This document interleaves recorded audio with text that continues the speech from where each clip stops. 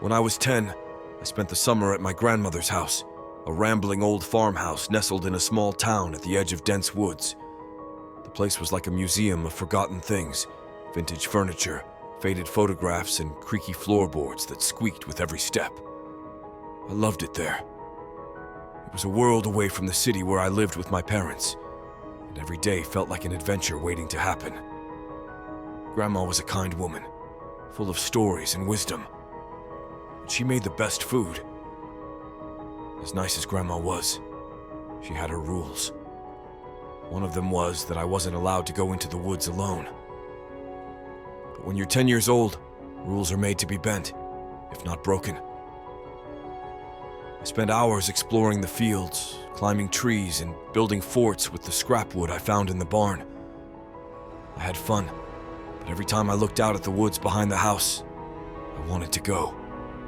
Those woods felt like a secret just waiting to be discovered. As the days went by, I sneaked into the woods.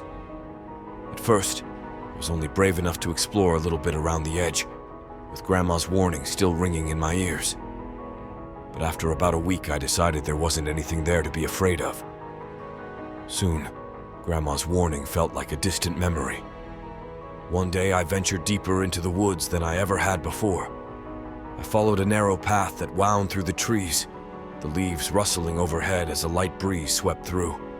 The deeper I went, the cooler the air became, as if the sun itself couldn't reach this far into the forest. I came upon a small clearing. That's when I saw it. The graveyard. It was hidden among the trees, a cluster of old headstones, some of them leaning and covered in moss. The markers were weathered, their engravings barely legible, but I could make out a few names and dates. They were from a long time ago, some from the early 1800s. The place had a solemn, eerie feel, but to a kid like me, it was fascinating.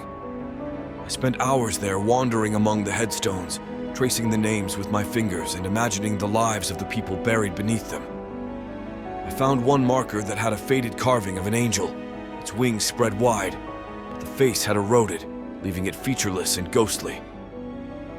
I sat on a fallen log, watching the light shift through the trees, feeling a strange mix of calm and unease. When I got back to Grandma's house, I couldn't wait to tell her about my discovery. I burst through the kitchen door, excitedly recounting what I'd seen. But the moment I mentioned the graveyard, her face changed. The warmth drained from her expression, replaced by something I'd never seen before. Fear. "Where did you say you went?" she asked, her voice low and tight. "In the woods, Grandma," I replied, suddenly uncertain. "I found a little graveyard. It's really old. You should have seen it." Her eyes narrowed and she gripped the edge of the kitchen table, her knuckles turning white. "You listen to me," she said, her voice stern and commanding. "You are never to go back there, do you understand? Those woods are not a place for children. Promise me you'll stay away." I nodded, my excitement quickly replaced by confusion. I'd never seen Grandma so serious, so frightened. What was so scary about a bunch of old headstones? I tried to ask her about it, but she wouldn't say another word.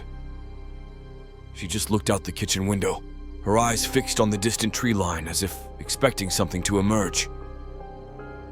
That night, I lay in bed unable to sleep. The sound of crickets filled the air, and the occasional hoot of an owl echoed from the woods. I kept thinking about the graveyard, about Grandma's reaction. The more I thought about it, the more curious I became. What was it about that place that scared her so much? I had to know. The next day I tried to distract myself with other activities, but the thought of the graveyard lingered in the back of my mind. I went to the barn and started building a fort, but it felt boring compared to the mystery of the woods. I played with the old tire swing, but my heart wasn't in it. The graveyard called to me, like a puzzle I had to solve. Late that afternoon, just before sunset, I made up my mind. I'd go back to the graveyard, just to see if there was something I missed. I told myself I wouldn't stay long, just a quick look, and then back to the house. I snuck out through the back door, careful not to make any noise, and headed into the woods. The light was fading as I made my way along the path. The trees cast long shadows and the air grew cooler with each step. By the time I reached the clearing, the sun was a sliver on the horizon, casting an orange glow across the graveyard. The place felt different, more ominous, almost as if it had been waiting for me. I wandered among the headstones and started to feel a growing sense of hesitation. I didn't feel outright fear or anything, but for some reason I thought I could sense that the place was somehow different, darker.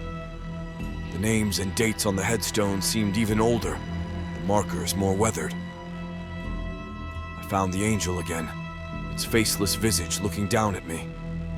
The air was still, too still, and I couldn't shake the feeling that I was being watched. But by what? That's when I first heard it, a faint whisper, like the rustling of leaves, but there was no wind. I turned, expecting to see someone or something, but the clearing was empty.